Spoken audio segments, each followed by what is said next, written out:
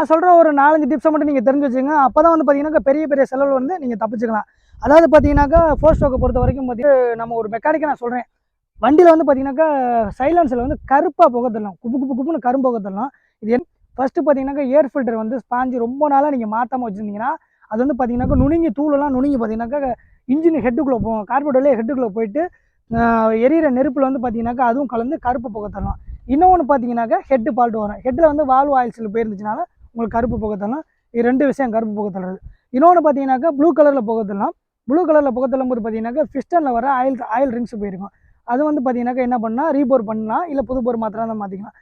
அதே மாதிரி பார்த்தீங்கன்னாக்கா அடிக்கடி ப்ளக்கு போய்கிட்டே இருக்கும். அந்த மாதிரி ப்ளக் போயிட்டு இருந்துச்சுன்னா என்ன ஆகுன்னு பார்த்தீங்கன்னாக்கா இன்ஜினில் இருக்க ஆயில் வந்து ஹெட்டுக்கு ஏறுதுன்னு அர்த்தம். போர் வழியாக மேலே ஹெட்டுக்கு ஏறுதுன்னு அர்த்தம். அதுவும் பார்த்தீங்கன்னா ஹெட்டு போர் வேலை தான். ஸோ இந்த மாதிரி வந்து பார்த்தீங்கன்னாக்கா சின்ன சின்ன டிப்ஸ் நீங்கள் தெரிஞ்சு வச்சுக்கோங்க. தெரிஞ்சு வச்சுக்கிட்டீங்கன்னா பார்த்தீங்கன்னா ஒரு பெரிய பெரிய செலவில் இருந்து நீங்கள் தப்பிச்சுக்கலாம். ஓகே ஃப்ரெண்ட்ஸ், தகவல் பிடிச்சதுன்னா